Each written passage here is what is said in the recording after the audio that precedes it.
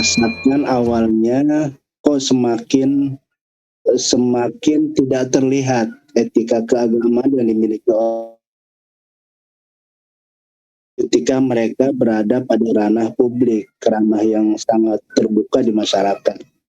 Di zaman era medsos sekarang ini, semakin kesini semakin tidak terlihat bahwa kita ini bangsa yang beragama, yang cukup kuat punya etika keagamaan, sekaligus juga punya kesopanan, sopan santun yang kita jaga sejak dari dulu. Nah, kira-kira kita akan membahas ini supaya kemudian di tingkat praksisnya ini bisa menjadi semacam peringatan atau panduan kepada masyarakat kita agar etika keberagaman kita ini tidak hanya cukup di ruang privat, tapi harus betul-betul ditunjukkan di ruang publik atau sosial. Nah, waktu pembicaraan ini kita akan beri pertama kali kepada Pak Haidar Nasir untuk mengulasnya secara lebih mendalam yang berkaitan dengan apa yang tadi saya sampaikan. Pak Haidar, kami persilahkan untuk membicarakannya. Silakan, Pak. Baik, Assalamualaikum warahmatullahi wabarakatuh. Waalaikumsalam warahmatullahi wabarakatuh. Selamat malam untuk semua hadirin dan salam sejahtera. Alhamdulillah wa syukurillah wa nasallimu ala Muhammadir Rasulillah wa ala alihi wa sahbihi wa mawal. Mbak Umi Kumaria yang saya hormati, Mas Nafis, Mas Fahrul Razi, Mbak Misda Mulia dan Adinda Budi Latif, bersama seluruh hadirin yang hadir lewat virtual untuk acara kajian kita malam hari ini. Saya sampaikan terima kasih atas apresiasi Pluralist Masjid Society yang untuk kedua kalinya saya bisa hadir. Tema ini sangat menarik dan apa yang dihantarkan oleh Mas yang nyata, di mana kita mengalami problem dan tantangan baru sebenarnya di era revolusi 4.0 ketika media sosial menjadi dunia baru bagi masyarakat. Dan bagaimana nilai-nilai etika agama dari semua agama itu diaktualisasikan lewat institusionalisasi tentu saja menjadi etika publik. Dalam konteks ini atau keadaban publik, kami di Muhammadiyah itu ketika buku Indonesia Berkemajuan sangat prasyarat dari Indonesia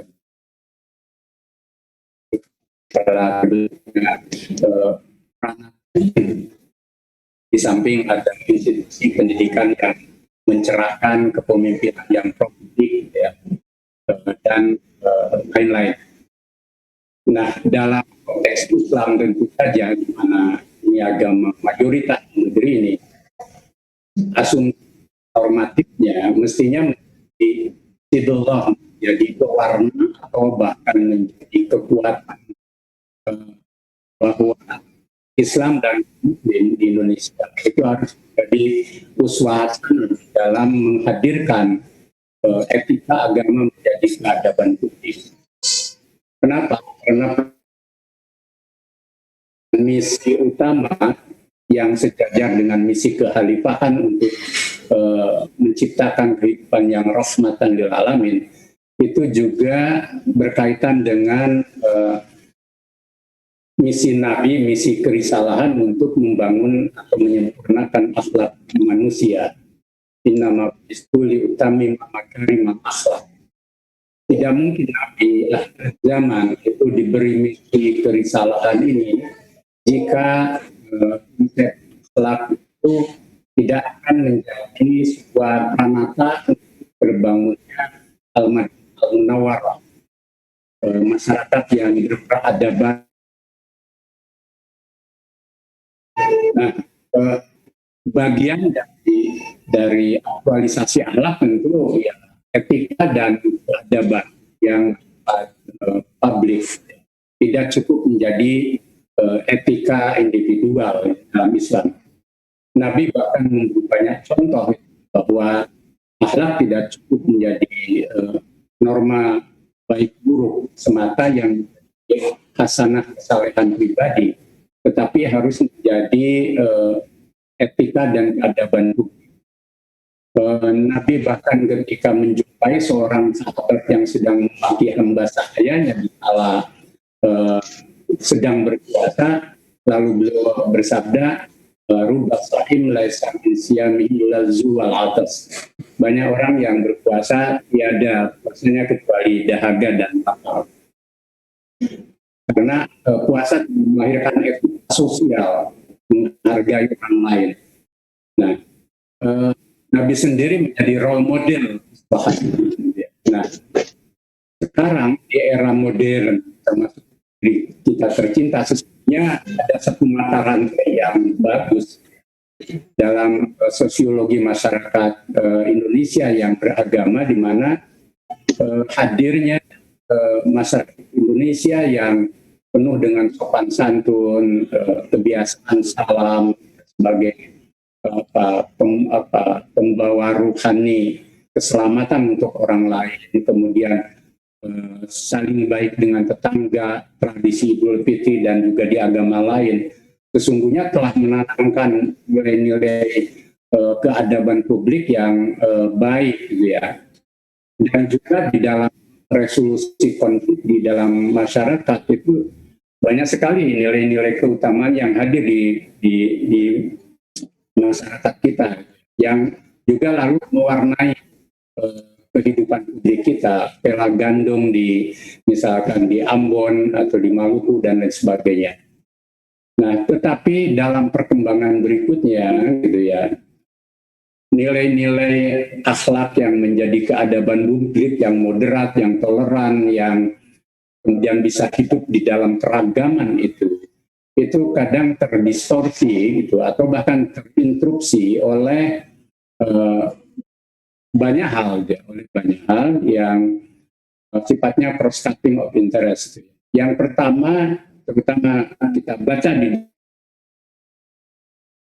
tidak cukup waktu untuk panjang, gitu ya. Nanti Mbak Musda dan Adinda Yudi Latif tentu bisa terus membahas soal ini secara lebih detail. Terutama pasca reformasi, misalkan ketika muncul pandangan-pandangan keagamaan yang terbilang militan, keras, gitu kan. Kemudian agama itu menjadi lebih kuat menonjol itu pada apa yang mungkin kalau saya meminjam Weber itu orientasi agama yang membawa misi prajurit, gitu ya, keprajuritan. Saya tidak tahu dulu ketika situasi-situasi penuh konflik, misalkan pernyataan atau ujaran dari Asma binti Abu Bakar Siddiq, gitu ya, yang itu disampaikan pada Abdullah bin Zaid ketika konflik dengan di era masa Yazid bin Muawiyah, gitu. Itu kemudian muncul kembali di era sekarang, misalkan Iskariman al-Mut Syahidah, gitu. Bahkan di kampanye 2019 sempat muncul itu. Ini fenomena menarik, begitu ya. Kenapa kecenderungan perjuangan jihad yang membawa aura Islam prajurit itu menjadi menguat, gitu ya. Dan ini membawa pada hal-hal yang nanti bersentuhan dengan bahwa agenda kita untuk menciptakan keadaban publik menjadi banyak kendala atau berhadapan dengan realitas keagamaan yang militan dan mengeras ini. Yang kedua, politik, gitu ya. Agama dan umat beragama ketika masuk pada pertempuran politik, gitu ya, itu membuat mau tidak mau ada aura untuk menjadikan agama sebagai alat untuk berhadapan dengan pihak lain yang berbeda secara politik. Dan herannya atau dalam masyarakat kita yang mungkin belum ya masih illiterate secara politik gitu ya, mestinya ketika kontestasi politik itu sudah selesai, itu ya pesta sudah tutup dan kita kembali ke kehidupan semula. Tetapi ternyata ada reproduksi konflik politik yang bersentuhan dengan agama. Akibatnya apa? Semangat keberagamaan yang dibawa oleh kekuatan-kekuatan arus utama, ada Muhammadiyah, ada NU, juga tentu ada teman-teman di Paramadina dan lain yang membawa pada misi menciptakan keadaban publik yang moderat, toleran, dan menciptakan kehidupan milik bersama secara keberagaman, itu terdistorsi oleh konflik politik keagamaan dan juga suasana baru yang tadi agama menjadi kecenderungan membawa pada semangat keprajuritan itu. Dan banyak anak-anak muda yang hidup di masjid dan kalangan-kalangan kelompok-kelompok komunitas itu kemudian terbawa arus ini. Dan itu memang menarik gitu ya, di saat suasana politik ekonomi yang mungkin juga banyak masalah, kemudian kehidupan juga termarginalisasi, lalu pemicu itu menjadi semakin kuat untuk menghadirkan perjuangan agama yang seperti itu. Sampai batas tertentu itu tidak keliru, tetapi begitu itu terus menjadi arus utama di dalam pergerakan keagamaan, lalu agenda-agenda membangun keadaban dan peradaban itu menjadi tertinggal. Pertama, agenda membangun masyarakat ilmu untuk menjadikan Indonesia itu sebagai masyarakat yang maju, itu ya terdistorsi oleh agenda.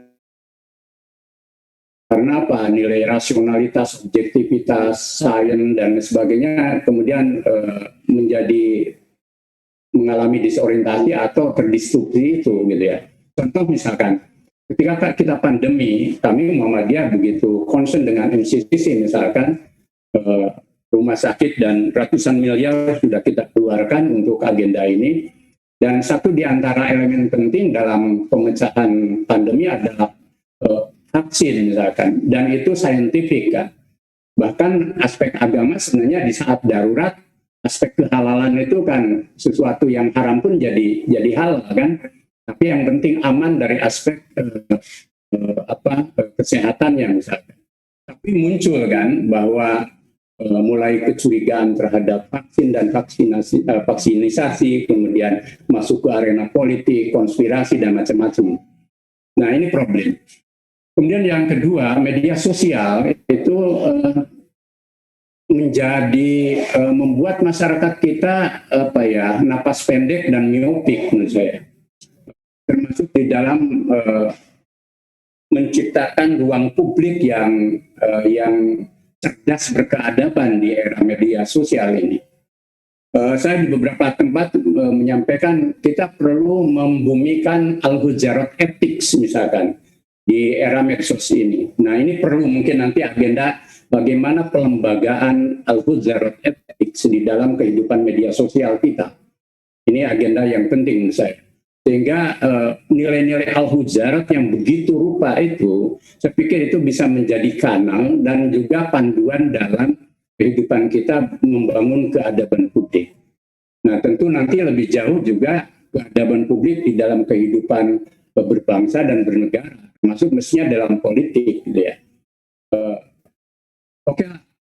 Tugas kompetisi politik menjadi agenda partai politik, tetapi mestinya kekuatan-kekuatan civil society dan ormas itu harus tetap berada di wilayah kultural dan tidak terbawa arus ke situ, sehingga kemudian bisa menciptakan suasana kehidupan berbangsa bernegara itu tetap berdiri di atas nilai memelihara kesatuan misalkan, kemudian kebersamaan, kemudian kita biasa konflik karena masyarakat yang heterogen, tapi juga ada resolusi konflik yang lebih dewasa, lebih akil balik gitu kan, tidak kekanak-kanakan dan lain sebagainya. Karena bangsa besar dan bangsa yang majemuk tidak mungkin kita membunuh potensi konflik, tapi kita menjadi bangsa yang dewasa gitu ya. Kemudian tentu pendidikan kita kokoh agar juga dari dunia pendidikan itu kemudian muncul sebuah generasi yang bisa hidup dengan keadaban publik yang sudah built-in di dalam dirinya. Dia terinstitusionalisasi di dalam praktek hidup yang penuh keadaban. Nah, yang terakhir menurut saya keluarga. Sekarang kita perlu menghidupkan keluarga sebagai institusi mikro ya, dalam komunitas, bahkan nanti kan dalam konteks bangsa negara, yang dari situ lahir nilai-nilai etika dan keadaban publik yang inklusif, yang moderat dan sebagainya. Dan itu perlu pembinaan keluarga sakinah, misalkan di Aisyah itu ditanamkan nilai-nilai itu. Jangan sebaliknya, misalkan di keluarga bahkan sejak PAUD anak justru diajari untuk bermusuhan dengan yang berbeda agama, suku, bangsa, ras, golongan, dan pilihan politik, gitu ya. Karena ketika kecil sudah ditanamkan itu, nanti sudah jadi besar tentu akan membekas, gitu ya. Yang perlu kuncinya pada proses institusionalisasi menurut saya. Bikin ruang sosial seluas mungkin bahwa mereka yang punya nilai-nilai etik yang mulia, yang inklusif, yang moderat itu menjadi lebih mewarnai ruang sosial kita. Dan karena itu kita hidupkan jangan menjadi silent majority. Jadi ketika misalkan ada seseorang yang membuang puntung rokok sembarangan, itu kemudian masyarakat atau orang di sekitarnya itu kemudian harus menegur. Bahkan ke depan mungkin masyarakat Indonesia jadi semakin kecil orang yang merokok.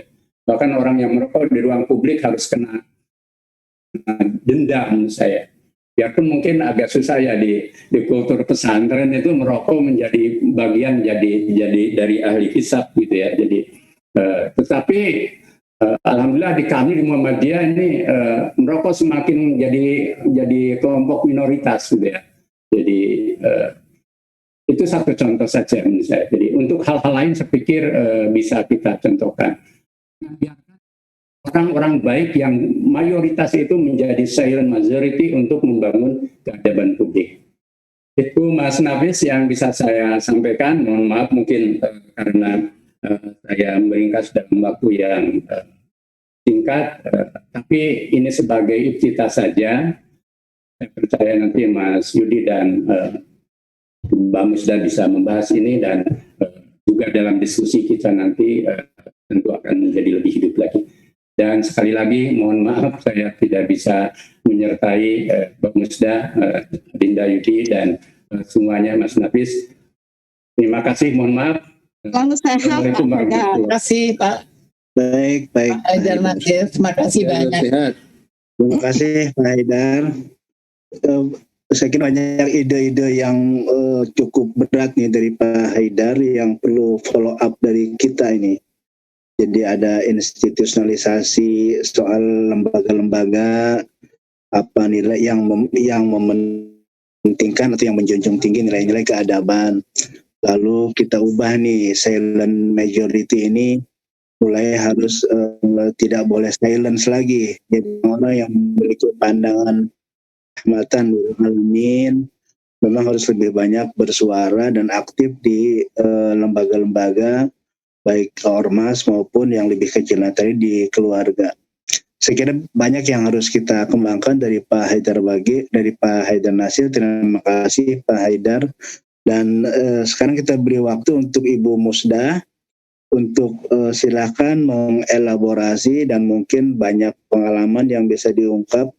Yang pengalaman itu bisa menjadi pelajaran kepada kita untuk membuat program-program yang kita jalankan untuk menjunjung tinggi nilai-nilai keadaban publik ini. Silakan Ibu Musda. Terima kasih Mas Nafis. Pertama-tama Saya ingin menyampaikan selamat dulu ya, selamat dan terima kasih dan apresiasi kepada Nurholis Majid Society yang telah mengundang saya untuk acara ini. Tapi saya kalau diundang oleh Nurholis Majid Society pasti saya mencari waktu untuk itu, karena saya merasa berhutang budi betul ya dengan ide-ide besar dari guru saya Nurholis Majid Society. Dan juga biasanya Bu Omi pasti telepon juga ya, jadi apa kabar Bu Omi, mudah-mudahan selalu sehat ya. Terima kasih bahwa kita bisa berkumpul di sini untuk saling berbagi. Bismillahirrahmanirrahim. Assalamualaikum warahmatullahi wabarakatuh. Waalaikumsalam. Alhamdulillahirabbil alamin, wassalatu wassalamu ala asyrafil anbiya'i wal mursalin wa ala alihi wa ashabihi ajmain, amma ba'd. Bagi saya upaya-upaya atau kegiatan-kegiatan seperti ini itu adalah bagian dari kita mengimplementasikan surah Wal Asr ya. Jadi jelas sekali bahwa kita nggak boleh tinggal diam ya. Jadi surah itu benar-benar selalu memberi kalau bagi saya itu selalu menggugah kesadaran kemanusiaan saya. Jadi kalau kita baca auzubillahi minasyaitonirrajim wal asri innal insana lafi khusr illal ladzina amanu wa amilus sholihat wa tawasaw bil haq wa tawasaw bis sabr. Jadi Allah itu mengingatkan kita tentang waktu ya yang tidak lama. Ya, bagi kita usia 50, 60 itu mestinya sudah siap-siap ya, karena tidak ada orang yang bisa melampaui 100 tahun dengan baik-baik saja gitu, nggak ada. Karena itu buat saya ya wal asri innal insana lafi khusr itu kan menarik ya, statement itu sesungguhnya semua manusia itu dalam kerugian kecuali selalu ada kecualinya ya. Seperti apa yang dikecualikan itu adalah orang-orang yang beriman, orang-orang yang beramal soleh, dan orang-orang yang selalu ya berwasiat dalam kebenaran dan berwasiat dengan penuh kesabaran. Karena itu ini adalah bagian dari proses kita saling mengingatkan satu sama lain. Saya sering kali merenung, memikirkan kenapa saya kok dihidupkan di era yang penuh dengan disrupsi sosial ini terjadi begitu dahsyatnya. Mungkin sepanjang sejarah peradaban manusia nggak ada masa yang demikian cepatnya ya perubahan-perubahan itu terjadi. Saya bukan kelompok milenial, tetapi saya seringkali merasa kasihan ya kepada mereka yang berusia milenial. Mereka dihadapkan pada perubahan-perubahan yang begitu cepat. Sementara pendidikan yang mereka dapatkan baik di dalam keluarga maupun dalam pendidikan formal di sekolah itu tidak memberikan mereka panduan untuk bagaimana merespon ya persoalan-persoalan kehidupan sosial yang mereka hadapi itu yang berubah itu cepatnya. Tiba-tiba kita punya gadget. Ini adalah masa-masa yang begitu sulit ya, karena bagi kalangan milenial mereka tuh terkenal ya ikonnya itu no gadget no life. Jadi gadget itu sudah merupakan nyawa yang kedua gitu. Kalau saya berjalan bersama anak satu perjalanan, yang dia pikirkan itu ada nggak di tempat itu colokan, ada nggak wifi, ada nggak internet. Itu sesuatu yang sudah merupakan nyawa kedua bagi mereka ya.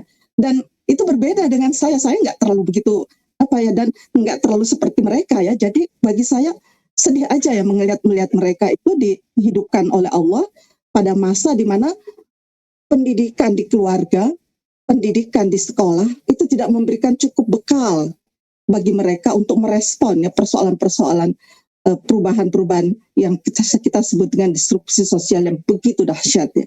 Kasihan nggak? Buat saya itu kasihan ya. Karena itu mungkin bagi kita, padahal kita sudah baru hidup di abad revolusi industri yang keempat. Ya, konon kabarnya ya Cina itu sudah mengantisipasi kehidupan revolusi industri yang keenam, ya bahkan yang ketujuh.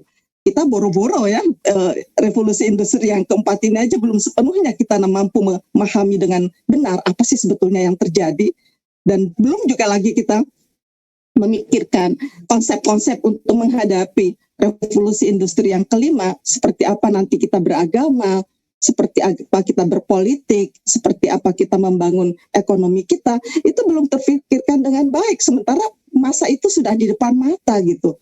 Karena itu saya selalu merenung untuk apa ya Tuhan memberikan saya kehidupan di masa-masa yang begitu perubahan itu begitu dahsyat. Karena itu saya menyimpulkan untuk sementara bahwa persoalan terbesar ya ketika kita bicara tentang tema etika agama dan keadaban publik, persoalan terbesar ya di dalam kehidupan keagamaan kita ya adalah karena kita tidak menjadikan isu kemanusiaan sebagai bagian penting di dalam kita beragama. Jadi kita beragama tapi kita menjadi tidak manusiawi.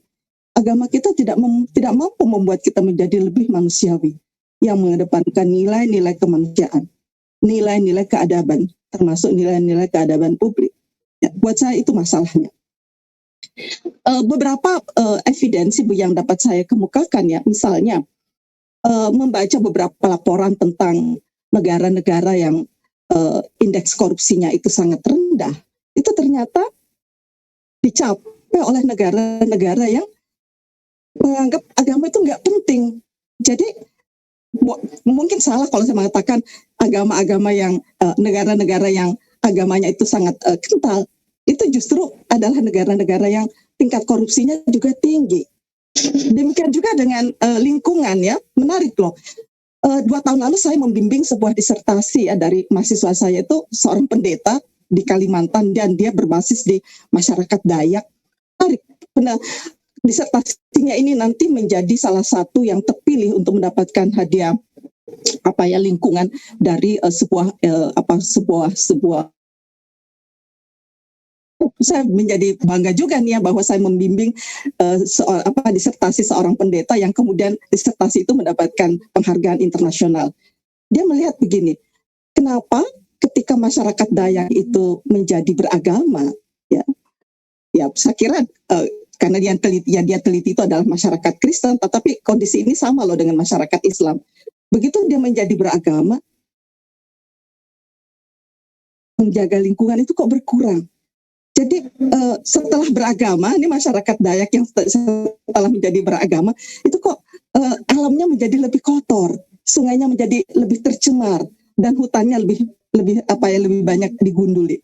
Pertanyaan kita yang sekarang ini yang kita melihat bahwa bencana di Kalimantan Selatan, nggak usahlah menyalahkan hujan yang curahnya sangat tinggi. Kenapa kita tidak mengakui saja bahwa semakin masyarakat di sana beragama, semakin banyak masjid, semakin banyak rumah-rumah ibadah, semakin banyak orang yang beribadah, tetapi bencana itu semakin menjadi-jadi karena apa? Karena hutan semakin berkurang.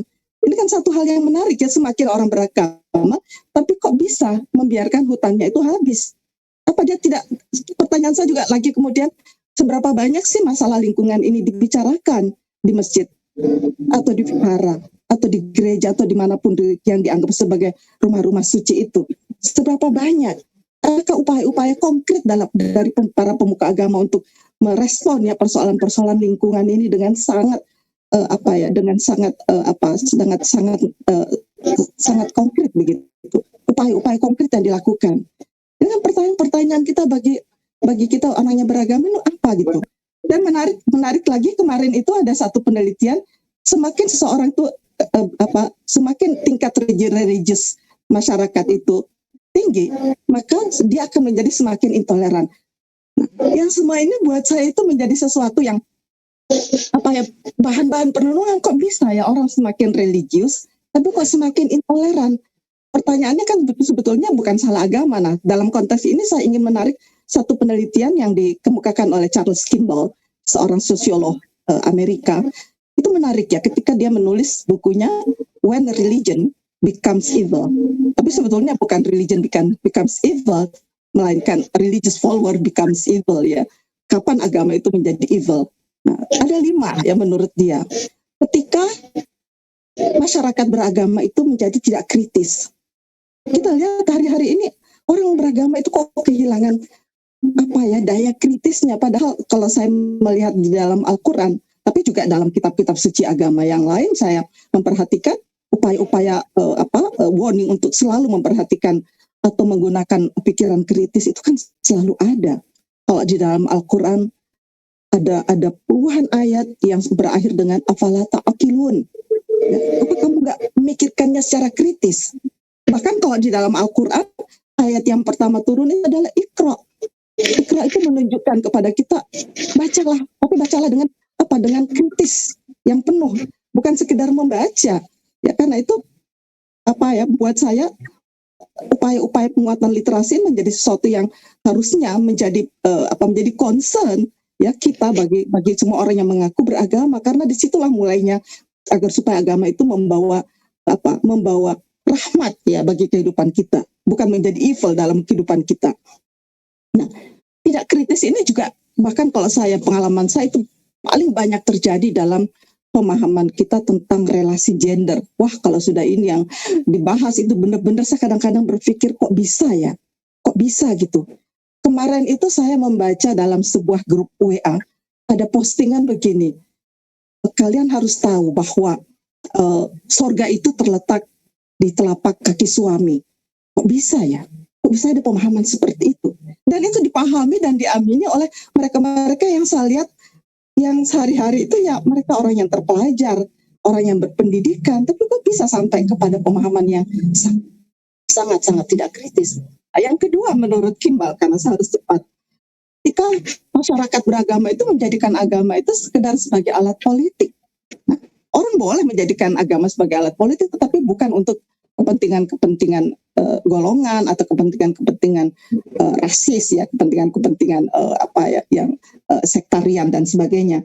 Yang ketiga itu ketika umat beragama itu mengkultuskan pemimpinnya. Akhir-akhir ini kita melihat bagaimana kultus pemimpin itu, Masya Allah ya, karena saya berpikir kok bisa ya sebegitu dia mengkultuskan pemimpinnya. Bijak ya, buat saya sih oke-oke saja. Tetapi kalau pemimpinnya itu orang yang sering menebar hoax ya, orang yang sering mengadu domba, orang yang sering mengobarkan intoleran ya, sikap-sikap intoleran di masyarakat itu mengerikan sekali. Yang keempat itu adalah ketika umat beragama itu mulai mengklaim kebenaran mutlak, bahwa pendapatnya itu mutlak, nggak boleh lagi dibantah. Nah, ketika seperti ini agama itu betul-betul menjadi evil ya, seperti yang dikatakan oleh Charles Kimball. Nah, yang kelima itu romantisme terhadap masa lalu. Nah, kalau dalam konsep Islam ini ya romantisme terhadap terhadap kehilafahan, karena terhadap hal-hal yang sudah berlalu. Jadi kita hanya bernostalgia, tidak memikirkan inovasi-inovasi yang berguna bagi kemaslahatan masyarakat dengan disrupsi sosial yang begitu dahsyat yang terjadi di masa-masa kini. Nah, apa yang ingin saya katakan dari pandangan-pandangan seperti ini? Saya pikir kita semua umat beragama itu penting sekali ya melihat bahwa tujuan terakhir dari beragama itu adalah membangun spiritualitas, termasuk juga dalam tingkat negara. Jadi pembangunan bidang agama ya di tingkat negara itu adalah membangun spiritualitas bangsa. Karena itu penting sekali kita membuat indikator-indikator spiritualitas. Ya. Bagaimana agar supaya bangsa, masyarakat ini betul-betul di dalam pembangunan bidang agama ini melahirkan ya sikap-sikap spiritual yang indikasinya itu perlu kita perkuat. Misalnya berkurangnya kriminalitas, ya, berkurangnya hoax, berkurangnya intoleransi, berkurangnya sikap hedonis dan konsumeristik, ya, berkurangnya korupsi. Saya kira itu indikator-indikator yang perlu dipakai oleh negara di dalam pembangunan bidang agama sehingga jelas kemana nih arahnya, bukan kepada banyak-banyaknya pendirian rumah-rumah ibadah, apalagi dalam konteks pendirian rumah ibadah yang kita berhadapan dengan kebijakan yang sangat diskriminatif, bahwa pembangunan rumah ibadah itu menimbulkan banyak konflik ya di dalam implementasinya di lapangan. Nah, bagi saya nilai spiritualitas itu tercermin misalnya di dalam ayat Qaf ya, ayat 16 sampai 18. Singkatnya ada ayat yang saya senang sekali ya membacanya itu. Bunyinya itu walaqad khalaqnal insana ya wa na'lamu ma tuwaswisu bihi nafsuhu wa nahnu aqrabu ilaihi min hablil warid.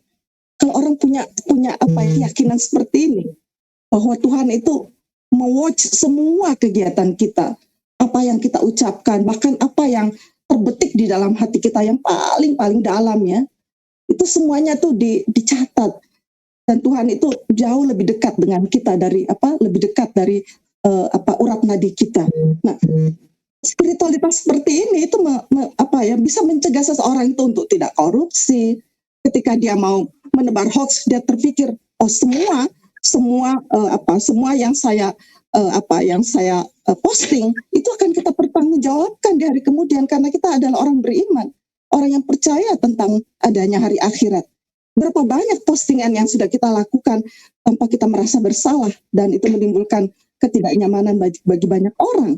Ya, saya sebagai orang yang paling banyak menerima fitnah, hoax dan sebagainya, saya nggak pernah yang membalas itu dengan postingan yang sama, karena saya pikir kalau saya melakukan hal yang sama, lalu apa bedanya dengan saya dengan mereka?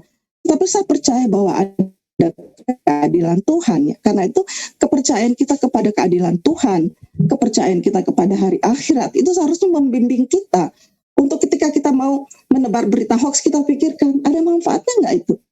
Karena itu saya kira yang perlu terakhir buat saya, bagaimana adalah bahwa pendidikan mampu mentransformasikan seseorang yang menjadi lebih positif, lebih konstruktif, ya lebih produktif untuk hal-hal kebaikan. Karena itu pendidikan yang mengedepankan pendidikan yang akan menguatkan literasi, terutama itu adalah literasi agama dan literasi budaya. Sehingga kita betul-betul ya menjadikan hidup kita ini bermakna. Dan seperti apa yang dikatakan oleh Rasul, khairukum anfa'ukum linnas. Orang yang terbaik di antara kamu adalah orang yang paling banyak manfaatnya kepada sesama. Ya. Bahkan bukan hanya kepada sesama, juga kepada alam semesta ini, bagaimana kita peduli pada lingkungan, bagaimana kita peduli pada kemaslahatan sesama manusia, siapapun mereka, sepanjang dia bernama manusia. Kita harus memberikan pembelaan kepada mereka, karena bukankah di dalam Al-Quran pembelaan terhadap kelompok mustadafin itu menjadi sesuatu yang sangat diingatkan ya. Karena itu saya pikir itulah yang sebagai pengantar ya Mas Nafis, mudah-mudahan ada manfaatnya untuk kita semua sehingga kita punya waktu untuk berdiskusi. Terima kasih. Wassalamualaikum warahmatullahi wabarakatuh. Waalaikumsalam warahmatullahi wabarakatuh. Terima kasih Bu Musda. Kira banyak yang yang bisa kita renungi lebih lanjut ini tentang bagaimana perilaku orang-orang beragama yang justru tidak paralel dengan etika keadaban publik. Ini hal yang menjadi tugas besar saya kira para ulama dan cendekiawan, agar bagaimana etika beragama ini tidak seperti apa yang tadi disampaikan oleh Bu Musda. Ini kritisisme kita memang betul-betul supaya kita gunakan untuk menjawab soal-soal ini. Terima kasih Bu Musda. Nanti kita akan udah banyak pertanyaan ini. Kita beri kesempatan dulu untuk Kang Yudin. Silakan Kang Yudin. Baik, terima kasih Mas Nafis. Yang terhormat Mbak Umi, Mbak Musda, dan teman-teman jamaah webinariah yang budiman. Assalamualaikum warahmatullahi wabarakatuh. Waalaikumsalam. Waalaikumsalam. Ya, saya kira tema kajian titik temu malam ini mengajak kita untuk mempertanyakan hal yang paling mendasar.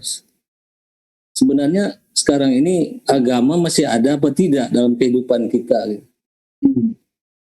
Karena sebenarnya dasar ontologis dari agama, dasar ontologis itu maksudnya dasar kehadiran agama itu tidak ada lain adalah keadaban gitu. Jadi kalau kita miskin keadaban, pada dasarnya agama itu tidak ada. Nah, itu bisa kita lacak dari sejarah tumbuhnya agama. Agama itu hadir ketika manusia dari namanya band level community, jadi kelompok kecil yang homogen, itu mau masuk pada kelompok yang lebih besar, namanya itu tribal. level community gitu, masyarakat yang lebih kompleks. Jadi memerlukan tautan-tautan, koneksi-koneksi, hubungan-hubungan yang mengatasi hanya sekedar hubungan-hubungan genetik gitu. Maka disitulah agama hadir. Dimulai dari hal yang sangat sepele, yaitu menyembah kepada dead ancestor, kepada leluhur bersama gitu. Makanya kalau kita lihat dalam bahasa Inggris, agama disebutkan religion, dari bahasa Latin religare. Religare itu artinya reconnection atau rebinding. Artinya agama sesuatu yang membawa kita terhubung dengan sesuatu yang lebih besar, lebih luas, lebih tinggi ketimbang diri kita sendiri. Agama membawa kita hubungan terhadap dunia atas yang transenden, dunia tengah sesama manusia, dan dunia bawah alam semesta gitu. Nah jadi pada awal itu hidup pada tingkat awal yang kita sebut masyarakat primitif, itu sebenarnya kita itu tidak jauh, manusia tidak jauh kehidupannya dari primata. Dekat-dekat itu primitif dengan primata. Manusia kan 98% kromosomnya identik dengan simpanse. Jadi dalam diri manusia itu sebenarnya mengalir predisposisi simpanse. Apa itu sifat simpanse? Pertama adalah selfish, mementingkan diri sendiri, tapi kemudian kalau dia berkelompok, itu berkelompok terhadap sesama yang warna kulitnya sama, warna bulunya sama, atau genetiknya sama. Nah, dan biasanya pola hubungannya itu pola hubungan dominatif gitu. Jadi di dalam masyarakat simpanse itu juga ada pemilihan pemimpin simpanse, ada demokrasinya itu. Dan pemimpin yang dipilih bukan simpanse yang paling besar, paling kekar, tapi simpanse yang paling canggih melakukan pencitraan, yaitu simpanse yang paling banyak melakukan kissing and hugging gitu. Tapi setelah pemimpinnya terpilih, apapun yang dikehendaki oleh pemimpinnya harus dipatuhi. Jadi betina yang dikehendaki tidak boleh diganggu, makanan yang dikehendaki tidak boleh diambil. Jadi leadership bukan soal bukan melayani, tapi bagaimana dilayani gitu oleh pengikutnya. Tapi hubungan dominatif ini diterima supaya memberi peluang yang lebih besar bagi anggota komunitas simpanse untuk melangsungkan keturunan. Itu yang disebut dengan dalam biologi disebut dengan inclusiveness. Jadi diterima saja hubungan dominatif ini biasanya juga alpha male ya, berpusat pada male supremacy gitu, berpusat pada lelaki pejantan. Dan hubungan dominatif diterima semata-mata karena kalau mereka tidak kompak, itu akan dikalahkan oleh kelompok-kelompok binatang lain. Dan setelah itu kemudian jadi ruang hanya boleh dimasuki oleh kelompok-kelompok simpanse yang sama identitasnya gitu. Itu seperti itu. Nah, untungnya manusia ini satu-satunya primata yang diberikan Tuhan satu kelebihan, yaitu satu-satunya primata yang bisa mengembangkan belief dan values gitu. Mengembangkan keyakinan dan nilai. Dengan keyakinan membangun pandangan hidup, pandangan dunia. Dengan nilai membangun tatanan moralitas gitu. Nah, sehingga dari situlah kita mengalami transendensi dari kecenderungan primata gitu. Kalau primata hidup hanya mengikuti seleksi alam, natural liberty, kebebasan alamiah. Jadi dalam kebebasan alamiah, ya sudah mengikuti hukum alam saja. Siapa yang paling fit, itu yang bertahan. Siapa yang ikatan primordialnya paling kuat, itu yang menang. Gitu. Tapi pandangan hidup manusia itu kemudian bisa membuat dia keluar dari kepompong primordialisme ini. Dengan pandangan itu mengatakan tidak, manusia itu seluruhnya itu adalah saudara. Jadi misalnya dalam Al-Quran dikatakan kana nasu ummatan wahidah. Manusia dimanapun di muka bumi itu umat yang sama. Itu pandangan dunia yang tidak dimiliki oleh simpanse. Nah, kemudian manusia juga bisa membentuk nilai. Kalau di dalam hubungan primata mengatakan ya sudah biarkan aja ikuti seleksi alam. Yang lemah, yang tidak bisa fit, yaitu yang kalah. Tapi agama mengatakan cintailah sesamamu seperti engkau mencintai dirimu sendiri. Dan kasihanilah orang-orang yang teraniaya, terhempas dan terputus di antara kalian gitu. Dengan itulah manusia mengembangkan apa yang namanya civil liberty, kebebasan keadaban. Ya beda dengan natural liberty, hanya vested interest, self interest, communal interest. Tapi dengan pandangan hidup dan manusia mengembangkan namanya civil liberty, kebebasan berkeadaban, di mana kebebasan pribadi itu harus tunduk pada keadaban publik, pada kebajikan hidup bersama. Nah, jadi disitulah agama hadir justru sebenarnya untuk membuat kita itu bisa mentransendensikan diri dari tarikan-tarikan kebinatangan gitu. Bisa lebih lebar, lebih luas, lebih tinggi, terhubung dengan sesuatu yang lebih lebar, lebih luas, lebih tinggi ketimbang diri sendiri atau kelompok sendiri gitu. Nah, dan agama juga akhirnya kemudian menjadi, karena itu menjadi satu springboard bagi pembentukan negara gitu. Nah, jadi negara dengan agama dengan kemampuannya membentuk keadaban publik, di mana hubungan-hubungan lebih sekedar hubungan primordial, hubungan-hubungan tidak hanya semata berdasarkan penguasaan dominatif, itu memberi ruang bagi pembentukan negara. Jadi negara itu hadir ketika masyarakat sudah lebih kompleks, dan masyarakat kompleks itu punya order. Order ini dibangun oleh agama, dan lebih dari itu agama juga memberi launching pad bagi pembentukan negara modern gitu. Nah, berbeda dengan, ini juga tingkat keadaban kita di dalam pertumbuhan negara pada tingkat awal, itu sifat negara itu masih namanya patrimonial gitu. Bahwa negara itu milikku gitu loh. Dan yang berhak memimpin negara itu hanya keturunan-keturunanku dan teman-temanku sendiri. Itu negara dalam kondisi primitif seperti itu. Sifatnya patrimonial. Bahwa yang boleh negara itu milikku kan. Itu terkenal Raja Prancis itu kan.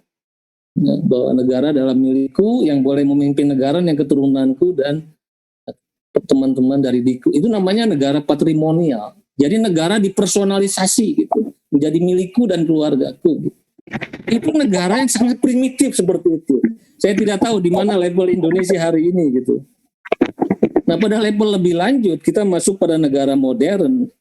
Itu negara kemudian dengan kemampuan agama membentuk tertib sosial dengan hukum, keteraturan, kesederajatan manusia, apalagi Islam itu datang dengan sebagai namanya itu logosentris ya, berbasis teks gitu. Oleh karena itu ada perubahan dari antroposentrik kepada logosentrik, dari pemujaan pada orang kepada teks gitu. Jadi sebenarnya orang-orang Islam lebih mungkin melakukan hubungan-hubungan kenegaraan yang sifatnya impersonal, karena basis kitabnya itu teks gitu. Terbiasa dengan teks, kepatuhan pada teks, bukan kepatuhan pada orang gitu. Jadi mestinya agama Islam memberi prakondisi bagi orang Islam untuk siap memasuki negara modern. Negara modern adalah negara yang diatur dengan hukum-hukum yang sifatnya impersonal. Dan siapapun boleh memimpin negara ini tanpa harus atas dasar asal-usul keturunannya gitu. Nah, gitu. Nah, itulah negara rasional, negara modern di mana basisnya adalah meritokrasi. Jadi agama memberi launching pad bagi meritokrasi gitu. Nah, bukan hanya atas dasar keturunan siapa ataupun modal apa, tapi modal uang siapa, tapi atas dasar merit. Gitu. Saudara, negara modern ini sudah muncul di Cina sejak 3 abad sebelum Masehi, coba, dengan membentuk apa yang disebut dengan Mandarin. Jadi mereka yang boleh mengurus birokrasi negara betul-betul diseleksi itu dari tiap kampung-kampung berjenjang, sehingga kelompok ini mau anak tukang petani kek, nelayan kek, tapi kalau dia mampu, itulah yang akan menjadi kelompok Mandarin. Jadi Cina ini punya pengalaman mengembangkan modern state sejak Sei. Makanya kita bisa mengerti kenapa Cina meskipun partainya tunggal, tapi bisa diselamatkan karena tradisi negara modern yang berbasis meritokrasi itu. Nah, kita meskipun demokrasi yang per definisi setiap orang punya hak dan kewajiban yang sama, bisa berhak dipilih dan memilih. Karena kita masih patrimonial gitu. Ya, di mana sekarang ini kita lihat oligarki betul-betul atas dasar kepemimpinan dari tingkat pusat ke daerah, oligarki justru membonceng demokrasi gitu. Nah, dulu kita bangga karena presiden kita sebenarnya punya kemampuan untuk menjadi teladan karena dia kan anak tukang kayu gitu loh. Dia punya kesempatan untuk menjadi juru bicara ketertiban negara modern dengan mengatakan anak tukang kayu pun bisa menjadi presiden. Nah, tapi sayang di masa-masa terakhir dia tidak tahan godaan gitu. Kembali melakukan personalisasi yang sama gitu, dengan mendorong keluarga-keluarganya ketika dia memimpin kembali untuk seolah-olah tanpa mempertimbangkan jam terbang, pengalaman, merit, didorong menjadi bagian dari pemimpinan politik gitu. Jadi kita seperti nggak pernah keluar dari jebakan-jebakan primitif itu gitu. Nah, jadi ujung-ujungnya saya kira ini kritik besar terhadap keagamaan kita. Kalau dikatakan kita ini negara yang religius, mestinya justru negara yang penuh keadaban. Tadi salah satu inti keadaban itu kita keluar dari tarikan-tarikan primitif, primata. Kita mengembangkan nilai gitu. Nah, saya kira juga ini sekaligus kritik terhadap dunia pendidikan. Selama ini dunia pendidikan menganggap pendidikan nilai itu sebagai pelengkap penderita gitu. Padahal sebenarnya inti pendidikan utamanya justru untuk meneguhkan kemanusiaan seperti kata Bu Musdah itu gitu. Bahwa pendidikan itu yang utamanya membuat orang berbeda dengan binatang gitu. Dan pembeda utama manusia dari binatang itu tadi values dan belief gitu. Nah, makanya ini yang terakhir seperti kata Immanuel Kant gitu. Dia bilang kita harus selalu ingat pada diri manusia, pada diri orang beragama itu sebenarnya mengalir apa yang disebut dengan radical evil, animal evil. Jadi sebenarnya pada diri manusia itu mengalir insting primata tadi, insting kebinatangan. Makanya dia bilang agama itu hadir justru untuk membuat kita keluar dari insting kebinatangan itu, dan itu hanya akan berhasil dia bilang kalau orang-orang beragama mampu mengembangkan berjejaring dalam jaring-jaring kebajikan. Ya, hanya dengan berjejaring dalam jaring-jaring kebajikan memiliki peluang untuk mengalahkan insting-insting kebinatangan itu. Makanya dia bilang kemudian masjid-masjid, gereja-gereja, dia sebut gereja-gereja harus menjadi the church of ethics. Jadi, gereja itu harus jadi jaringan ethics, masjid itu harus jadi jaringan ethics gitu. Manakala gereja, masjid tidak menjadi jaringan ethics, nah, sebenarnya pada saat itu pula keagamaan kita hilang. Dan kalau agama lenyap sebenarnya berarti kita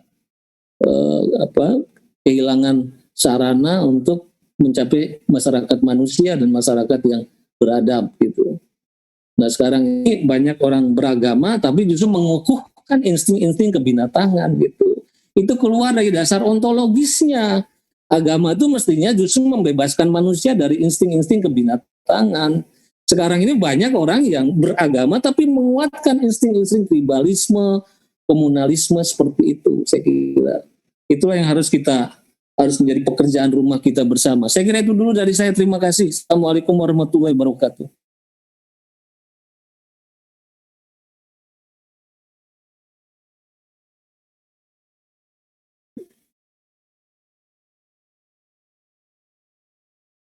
Unmute. Mute. Panabes, di-unmute. Panabes di-unmute dulu. Panabes.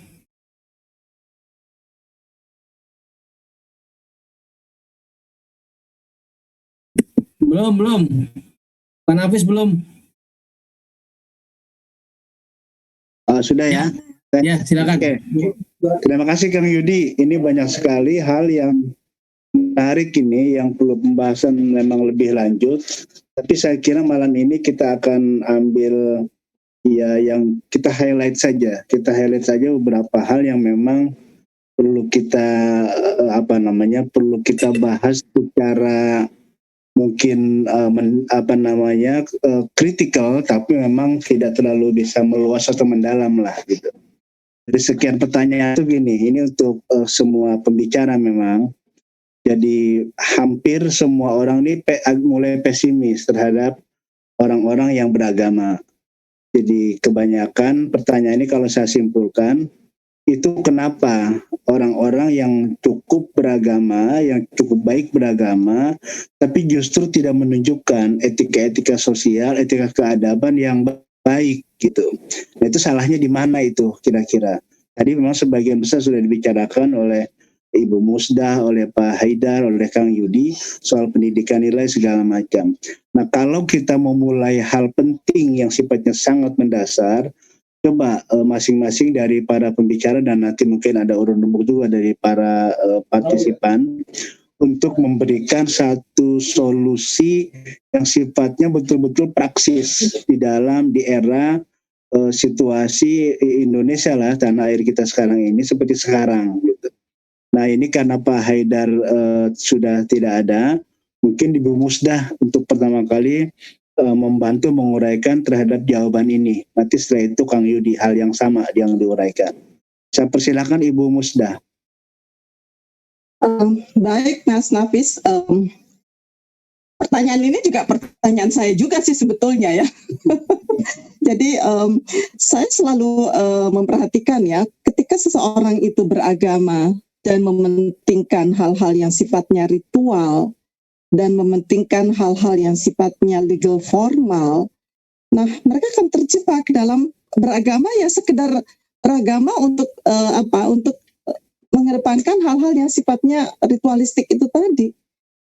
Dan jadi yang saya ingin katakan bahwa dalam pendidikan agama sekalipun coba perhatikan ya, sejak kita masih di tingkat SD, bukan SD tapi di PAUD, yang diajarkan kepada kita itu adalah cerita hal-hal yang tentang bukan nilai, tetapi itu adalah kewajiban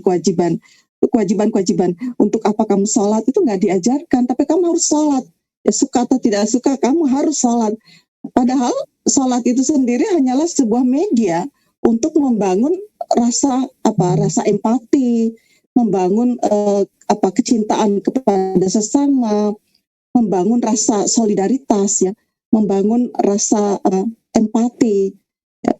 Jadi kalau saya membaca ya, misalnya kalau kita membaca di dalam Al-Quran ya, inna sholata tanha anil fahsya'i wal munkar, bahwa salat itu seharusnya mencegah seseorang itu dari berbuat hal-hal yang keji dan hal-hal yang mungkar. Mungkar itu artinya sesuatu yang tidak disukai ya di dalam kehidupan sosial. Karena itu kita hanya diajarkan nih, wah kamu wajib sholat. Oke, kita sudah sholat. Persoalan sholat kita itu membawa perubahan atau tidak, nggak masalah.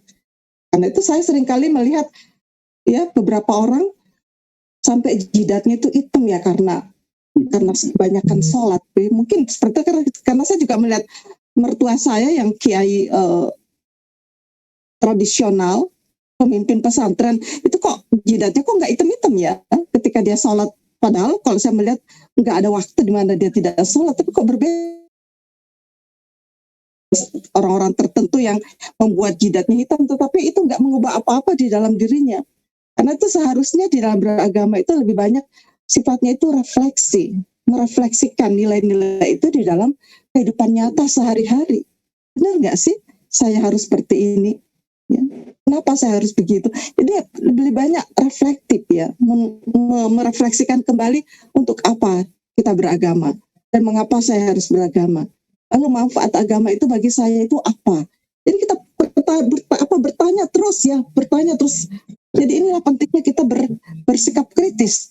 Tadi ada pertanyaan saya baca di chat mengatakan bagaimana kita akan mengajarkan orang beragama itu sifat kritis, sementara dalam agama itu adalah dogmatisasi. Menurut saya hal-hal yang sifatnya dogma, yang bersifat dogma dalam agama itu nggak banyak ya. Pertanyakan zat Tuhan. Ya nggak perlu juga sih kita pertanyakan untuk apa. Nggak ada manfaatnya juga sih bagi kehidupan kita. Nah, pertanyakanlah ciptaan Tuhan. Ya, kenapa Tuhan menciptakan manusia seperti ini? Mengapa Tuhan menciptakan alam seperti ini? karena penggalian kita atau pertanyaan kita yang kritis terhadap alam itu kan melahirkan banyak sekali cabang-cabang ilmu pengetahuan ya. Karena itu saya pikir yang kita pertanyakan itu adalah ciptaan Tuhan. Karena mempertanyakan Tuhan itu pertama sulit dijawab, dan yang kedua juga tidak banyak gunanya di dalam kehidupan kemanusiaan kita. Karena itu saya katakan menjawab pertanyaan itu barangkali adalah bagaimana kita mulai ya mengajarkan agama itu adalah pada nilai ya. Jadi menginstilkan nilai ketika mulai kecil. Anak-anak itu diajarkan tentang kebersihan, ya, bahwa bersih mulai dari bersih fisik, kemudian bersih hati, ya, kemudian bersih lingkungan.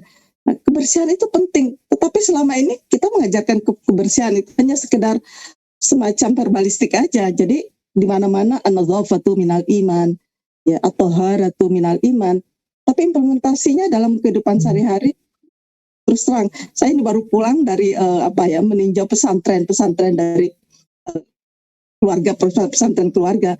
Itu yang pertama yang saya lihat itu, aduh, terus terang ya, itu jorok sekali. Sikap mencintai kebersihan itu kok nggak terbangun sama sekali. Apakah itu kebersihan dalam segi fisiknya, apalagi dalam kebersihan dalam arti ya mereka tidak melakukan hal-hal yang bertentangan dengan nilai-nilai agama. Karena itu mungkin penting sekali bagi kita untuk mengubah orientasi pendidikan agama itu bukan pada hal-hal yang sifatnya pada perbincangan tentang fikih, terlalu banyak unsur fikihnya, ya, halal dan haram, ya, sedikit-sedikit jadi kalau saya menemukan orang beragama, sedikit-sedikit mereka bertanya, ini halal atau haram, ini halal atau haram, kok itu sih yang dipertanyakan ya. Mereka tidak, contohnya begini, yang hal yang kecil ya, bicara tentang makanan halal dan makanan haram, itu lalu ini halal atau haram, tetapi mereka lupa bahwa kehalalan sesuatu itu juga tergantung kepada bagaimana dia mendapatkan makanan itu. Buat saya itu hal yang fundamental. Kamu mendapatkannya itu dengan cara-cara yang eksploitatif kah? Atau dengan cara-cara yang manipulatif kah? Buat saya itu jauh lebih bernilai ketimbang kamu membincangkan hal-hal yang sifatnya ini halal atau haram. Ya. Jauh lebih, dari mana kamu mendapatkan makanan itu? Dan bagaimana cara kamu mendapatkannya? Buat saya itu jauh lebih fundamental ya.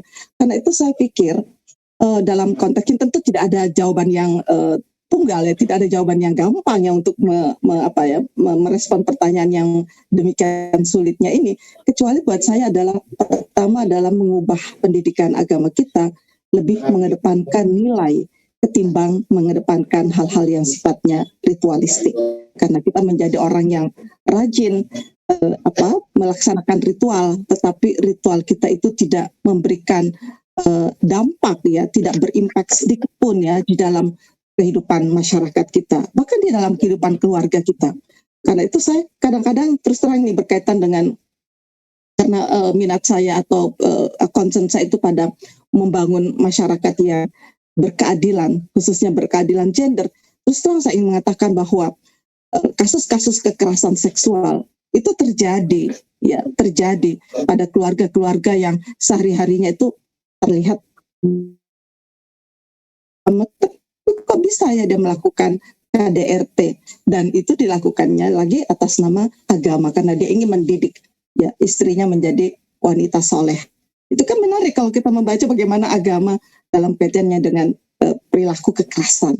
Ya tidak membuat seseorang itu berhenti melakukan kekerasan, tapi justru dengan agama itulah dia menjadikan itu dalil untuk melakukan kekerasan, dan itu terhadap orang yang paling dekat dengan dirinya. Ini kan sesuatu yang tidak susah saya membacanya ya, tetapi ini adalah fakta, dan saya pikir kita membangun satu kesadaran dalam masyarakat kita bahwa agama itu harus memiliki dampak di dalam kehidupan nyata kita sehari-hari. Itu aja Mas Nafis, makasih. Baik Bu Musda, terima kasih banyak. Saya kira banyak analisa ini yang sangat bermanfaat untuk kita renungkan pada pembicaraan Bu Musda yang barusan.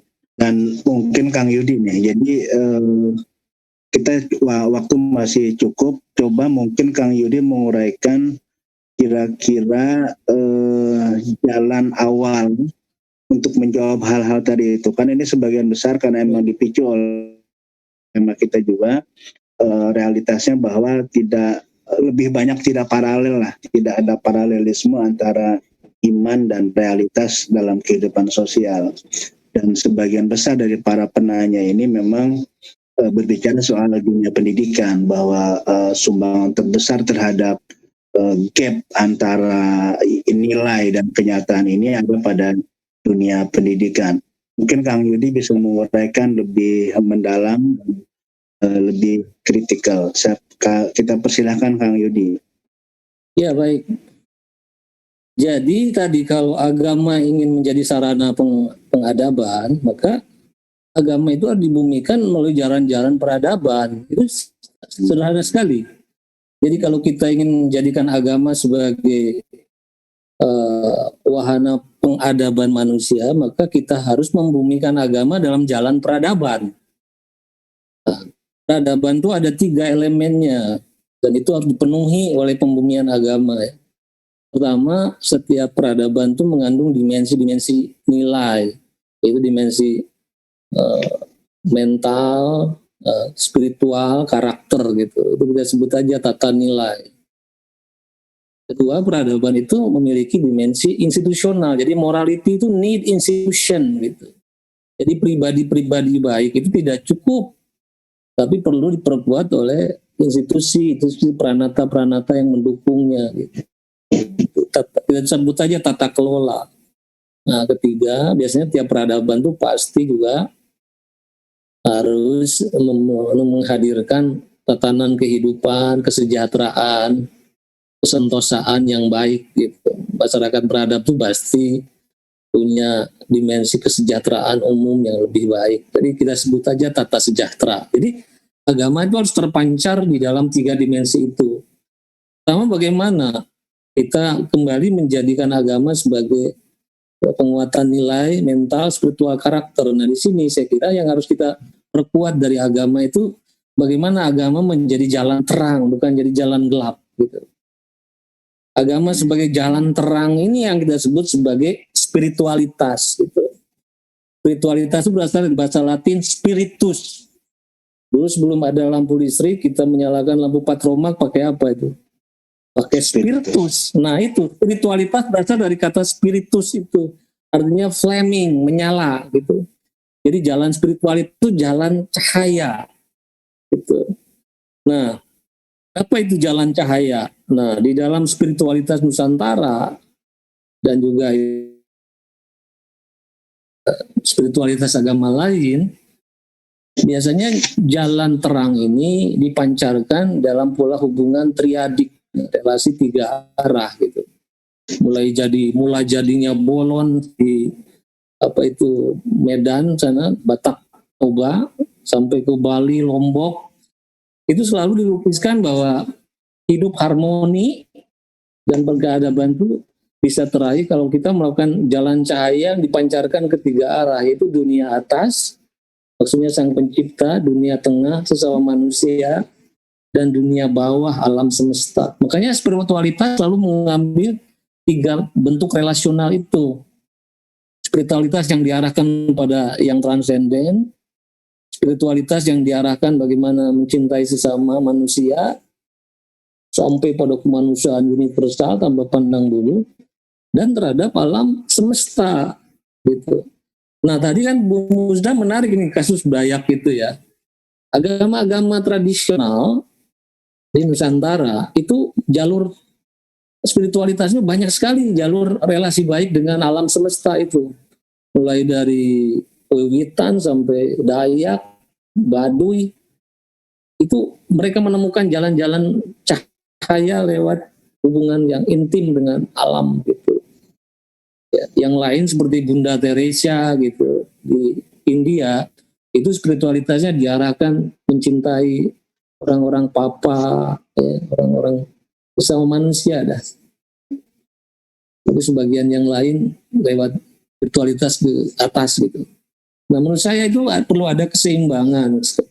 Banyak orang Islam yang selama ini jalur spiritualitasnya hanya diarahkan ke atas gitu. Nah, tapi ke atas juga formalisme mungkin, sehingga dari atas tuh mestinya seperti Rasulullah setelah tiba pada Sidratul Muntaha dia tidak lupa balik gitu, kemudian salam ke kanan dan ke kiri gitu. Jadi selama rifat ke atas itu kita jangan lupa hakikat gitu. Kita harus menyapa, turun lagi ke bumi gitu. Saya kadang-kadang ke atas lupa turun ke bumi gitu. Akibatnya tidak memandang kemanusiaan sebagai sesuatu yang harus kita hormati. Nah, saya kira melatih diri lewat mindfulness, ya, lewat melatih anak-anak bagaimana membangun relasi tiga arah itu menjadi sangat penting. Jadi kalau berketuhanan jangan hanya diajar sholat, diajar itu gitu loh anak-anak itu. Tapi mencintai sama, mencintai semesta itu bagian dari jalan-jalan cahaya, jalan-jalan keimanan kita gitu. Nah itu paling tidak itu dari sudut agama lah ya, pendidikan nilai itu harus dimulai dari, makanya di dalam Pancasila menarik sekali. Sila 1 sampai sila 3 itu data nilai. Sila 1 hablumillah terhadap dunia atas. Sila kedua terhadap sesama manusia hablum minannas. Sila ketiga ini seperti kata Bung Karno itu ikatan manusia dengan geopolitiknya, yaitu cinta tanah air. Kalau kita ingin mencintai tanah air, tentu termasuk segala makhluk yang ada di dalamnya gitu. Itu sila ketiga hakikatnya gitu. Cinta tanah air dengan segala makhluk yang ada di dalamnya. Itu basis nilai ya. Pancasila itu sila 1, 2, 3. Nah, tapi setelah itu kita memerlukan institusi gitu. Jadi pribadi-pribadi baik akan diperkuat kalau di dalam tata kelola yang baik. Karena pribadi yang baik, kalau tata kelola negara kita ini amburadul, bisa ikut-ikutan buruk gitu. Nah, sebenarnya kan institusi itu semacam mekanisme regulasi yang membuat orang itu bisa taat, bisa patuh tanpa harus melihat orang gitu. Nah di kita ini kan aneh sampai ada patung polisi tuh. Berarti kan kepatuhan, keteraturan itu menunggu orang gitu. Padahal dalam institusi harus impersonal gitu. Jadi tak ada orang, kalau lampu merah ya kamu harus berhenti gitu. Tapi kita kan lihat-lihat ke kanan ke kiri, ada orang atau tidak, ada polisi atau tidak. Kalau tidak ada lampu merah kita tabrak. Itu artinya tatanan institusionalisasi belum kita kembangkan gitu. Makanya ini petugas-petugas keamanan, petugas hukum juga harus sadar gitu. Itu tidak terlalu mendidik ya, mempersonalisasi hukum itu gitu. Yang diperlukan adalah menegakkan hukum tanpa pandang bulu, tanpa harus nyogok, tanpa ketemu orang, nempel salam, hukum berjalan. Coba kalau semua berjalan, kurangi yang hal sifatnya personalitas hukum, semua tunduk atas dasar aturan, regardless siapa saja yang ada di depan kita, itu baru institusi itu berjalan. Jadi institusi ini mentransformasikan manusia dari ketaatan pada orang ke dalam wibawa institusi, wibawa atur, rule and regulation gitu. Baru kemudian itu bisa. Nah, jadi anak-anak sejak kecil harus dibiasakan taat pada aturan, bukan hanya lihat siapa orangnya gitu. Siapa gurunya ada atau tidak gitu. Nah, itu. Dan yang ketiga adalah baru kita perkuat dengan tata sejahtera. Karena manusia itu punya daging, selama kita punya tubuh memang perlu makan dan minum. Nah, kalau kebutuhan sandang pangan itu tidak dipenuhi, insting kebinatangan manusia juga naik. Kata Bung Karno, manusia lapar tidak akan seketika toleran hanya dengan dikasih kitab konstitusi. Mas Nafis lapar. Nih, baca kitab konstitusi. Gak bisa. Harus yang lapar, harus dikasih makan dulu. Nah, kalau itu banyak orang-orang, yang paling bahaya dalam lapar ini bukan orang-orang yang miskin absolut. Justru yang bahaya itu adalah miskinan yang relatif. Karena melihat foto tangganya, mobilnya begitu hebat, dua gini-gini aja. Makanya yang eksplosif itu biasanya orang-orang rising middle class di perkotaan, atau the falling middle class di perkotaan. Karena lihat tetangga kanan kirinya kok lebih ini gitu. Biasanya lebih eksplosif ya. Untuk itulah kesejahteraan yang sifatnya lebih umum harus kita perjuangkan. Saya kira begitu. Oh, muncul. Oke. Tadi hilang sejenak tuh Kang Yudi suaranya. Gitu ya. Ya, oke. Luar biasa ini apa? Kang Yudi sudah ya tadi? Sudah kepanjangan. Nggak apa-apa, masih senang gitu mendengarnya. Ya, apa namanya, banyak hal yang masih harus terus kita dalami ini kepada teman-teman yang tadi pertanyaan tuh memang kita olah ya. Tidak semua pertanyaan kita bisa jawab karena saya harus mencari korelasinya dengan pembicaraan malam ini. Kalau tidak ada nanti mungkin nanti di lain waktu kita akan bicara. Tapi baik, ini Pak apa namanya? Mungkin kalau ada peserta yang mau nanya langsung juga Mbak Soji bisa ya, bisa angkat tangan gitu untuk Bisa, berbicara Kanapis langsung. bisa. Ya Bisa ya. Silakan kalau ada apa namanya partisipan yang mau angkat bicara dalam forum ini silakan. Angkat tangan saja nanti kita beri waktu. Saya nih Pak Nafis. Ya, Neneng Dari- ya. Silakan Bu. oke, silakan. Chat Ya. komplit. Terima kasih kepada narasumber dan lembaga Channel Society. Pertanyaan saya untuk pemuda, ada apa dengan agama? Karena tadi saya mendapat penjelasan dikuatkan oleh tesis yang dari Pak itu melalui disertasinya. Jadi sesungguhnya kan agama itu ujungnya adalah membentuk akhlak, ya. Tapi kalau saya lihat antara teori atau antara konsep dengan fakta jauh, gitu. Nah, karena itu ini mungkin ada yang salah, ada yang gagal paham gitu. Ketika memaknai agama yang tadi mungkin hanya ritual dogmatis, tapi ketika diimplementasikan tidak berdampak. Nah, makanya saya mungkin introspeksi ya lembaga pendidikan kita bagaimana merumuskan tentang pendidikan agama, karena nyatanya agama dijadikan alat ukurannya agama jadi sumber konflik gitu. Karena madhabnya beda sedikit kan menjadi konflik gitu, persaudaraan jadi pecah. Nah ini barangkali kelihatan antar agama itu mungkin belum nembus ke relung-relung hati. Nah saya ingin ini bagaimana dengan upaya kita ya pendidikan agama ini. Demikian barangkali Bu Musda, Pak Nafis. Terima kasih. Pak Nafis. Baik Bu Neneng, terima kasih. Satu aja dulu ya Mas Roji.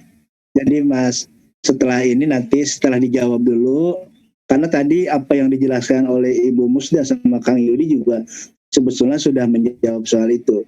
Tapi kalau Ibu Musda ada tambahan, kami persilakan Ibu Musda. Ya, terima kasih.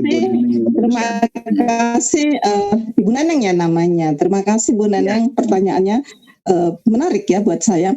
Di dalam beragama itu ya, kalau kita mempelajari tentang studi tentang religiusitas itu dibedakan antara religiusitas yang sifatnya itu intrinsik ya, ada istilah religiusitas intrinsik dan religiusitas ekstrinsik. Nah, orang-orang yang beragama ya dengan pola intrinsik itu lebih mengedepankan nilai. Jadi bagaimana dia menginstil nilai-nilai agama itu di dalam kehidupannya sehingga itu menjadi sebuah karakter. Jadi kalau dia intrinsik itu lebih mengedepankan beragama itu bukan mengedepankan ritualnya, tetapi dia mengedepankan dampak dari agama itu sendiri. Jadi kalau dia bersedekah misalnya, dia nggak perlu harus rame-rame atau harus ribut-ribut, harus pamer, apalagi harus membuat status kan ya. Kalau kita kan sedikit-sedikit semuanya dibuat status, nggak perlu juga heboh malam-malam kirim WA tahajud yuk gitu kan. Itu kan kadang-kadang saya pikir apaan sih orang-orang semuanya ya. Jadi kadang-kadang saya berpikir norak gitu ya beragamanya. Jadi intrinsik itu lebih kepada membangun nilai dalam diri sendiri, mengimplementasikannya dalam bentuk akhlak karimah ya, dalam bentuk empati ya, di dalam bentuk perilaku dan orang lain itu nggak mesti tahu gitu ya. Nah sebaliknya religiositas yang sifatnya itu ekstrinsik, itu dia beragama itu lebih banyak supaya orang lain tahu bahwa dia itu adalah orang yang soleh. Dia kalau dia beragama itu selalu ingin supaya orang tuh mengetahui bahwa dia itu sholat, bahwa dia itu puasa. Wah, kalau dia puasa segala macam dia posting lah. Ya, saya lagi buka puasa nih ya. Untuk apa juga sih ya misalnya. Jadi orang seperti ini memamerkan. Jadi ekstrinsik itu lebih kepada beragama itu senang memamerkan ya, menyebut-nyebut oh saya ini begini. Jadi supaya orang lain tahu bahwa dia itu beragama.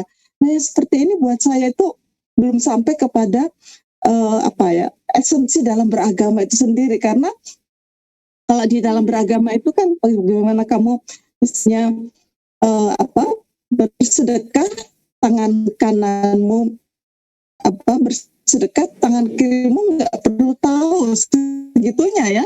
Jadi nggak perlu orang tahu bahwa kita itu betul-betul menjalankan dengan budaya digital itu sedikit posting. Karena itu kalau saya melihat pentingnya kita membangun keadaban, nilai-nilai keadaban publik di dalam kehidupan sekarang ini, bisa nggak kita tidak di dalam mempermati seperti itu, memposting aksi-aksi kekerasan dan sebagainya. Karena itu setiap berita juga supaya kita tidak terjebak dalam konflik ya, setiap berita yang kita posting itu kita tabayun dulu, bukan. Dan yang penting juga di dalam beragama itu kita menghargai ya karya orang lain.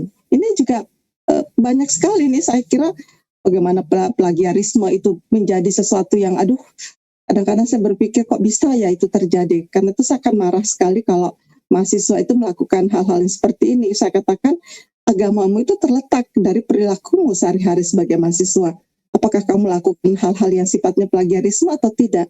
Hargailah karya orang lain. Ya, apa salahnya kamu meng-quote ya bahwa itu kamu ambil dari karya siapa gitu sebagai tanda apresiasi kita kepada orang yang kita quote pendapatnya, karena mereka pasti melakukan bekerja keras ya untuk mendapatkan pemikiran seperti itu. Nah, yang paling penting juga ini jangan terlalu banyak mengumbar hal-hal yang sifatnya pribadi gitu. Orang yang beragama secara ekstrinsik itu senang sekali kalau dia beragama itu dalam beragama itu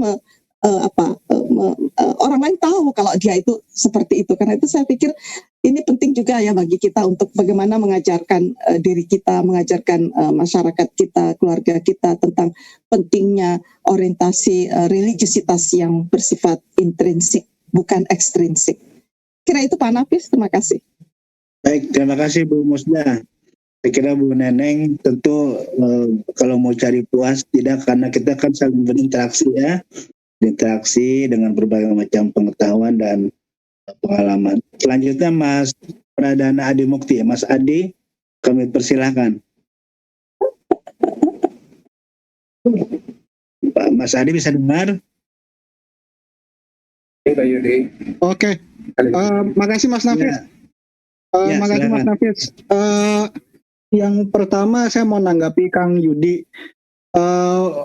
Kalau orang kelaparan dia marah itu dikasih makan dibilangin baik-baik masih bisa Kang, itu lebih enak gitu kan. Masalahnya yang kita temui sekarang adalah orang-orang yang berpendidikan, yang perutnya kenyang, yang berpendidik ya S1 lah pendidikannya, tapi ya itu kalau soal fanatik agama keras dan udah nggak bisa dibilangin, itu yang repot kan. Itu yang repot. Makin berpendidikan dan sejahtera kan ego manusia makin gede ya bang. Kang, orang-orang kayak gitu tuh kan banyak yang mungkin juga kadang termasuk aku gitu kan. Termasuk saya itu gimana kan. Terus yang kedua, ini ya mungkin ini sudah dijawab, tapi saya menemukan adanya fenomena false virtue dan dan messianistic tendency gitu. Nah, yang tadi disebut Bu Musdah misalnya tiap malam mengirim WA tahajud call itu dengan niat bahwa apa yang saya lakukan ini ibadah tanpa memikirkan orang tidurnya terganggu atau tidak gitu. Itu memang karena ada messianistic tendency bahwa apa yang saya lakukan ini memang betul dan orang lain kalau nggak diingatkan akan terjebak pada kesesatan gitu. Kemudian ada lagi kayak false virtue gitu, kebajikan yang salah gitu, sesuatu yang dinilai sebagai kebajikan padahal salah gitu. Soalnya kayak ya kalau kita tanya orang-orang yang menyerang Ahmadiyah gitu, kalau ditanyain Anda tahu ini salah apa enggak, saya nggak yakin mereka itu mau sebagai sebuah kesalahan karena mereka itu yang gue lakukan itu ya amar ma'ruf nahi mungkar demi tegaknya akidah gitu. Itu gimana? Makasih semua. Iya, makasih Mas Adi. Ya, Kang Yudi mau bisa silakan respon. Iya, tadi sudah saya jelaskan. Jadi yang paling berbahaya itu bukan orang-orang yang miskin absolut, orang miskin absolut seperti di kampung-kampung. Sebenarnya tidak eksplosif ya mereka, dan hidupnya lebih bersahaja. Kalau nggak punya beras ya tinggal pergi ke kebun, memetik galam, mengetik apa. Yang paling berbahaya, dan ini di semua masyarakat bukan hanya Indonesia, tadi kemiskinan relatif di masyarakat kota dan terdidik, karena ideologi itu kan selalu konsumsi urban middle class gitu, ideologi itu. Beda dengan milenarian. Kalau orang-orang sederhana, petani-petani, nelayan, itu namanya milenarianism, gerakan Ratu Adil. Jadi kalau dia ingin berharap eskatologi atau pembebasan itu memimpin Ratu Adil gitu. Tapi ideologi selalu perkotaan. Karena ideologi itu memerlukan basis kognisi, basis pendidikan ya. Nah, biasanya ada dua yang rentan ini tadi. Di dalam satu masyarakat yang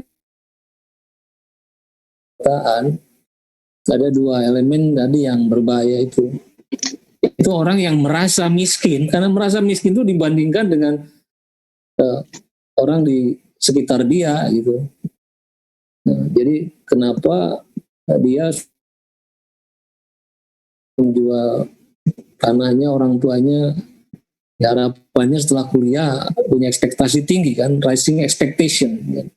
Ekspektasi tinggi, akan memperoleh pekerjaan baik, taraf hidup yang lebih baik. Ternyata jalan untuk mobilitas vertikalnya misalnya terganjal gitu.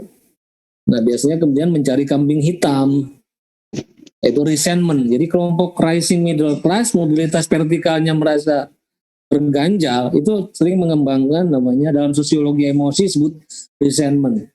Ke arah mana dia mengembangkan resentment? Ya, ke arah kelompok-kelompok yang dia anggap memblokade harapan mobilitas vertikal. Namanya itu distortive reality yang dia bayangkan.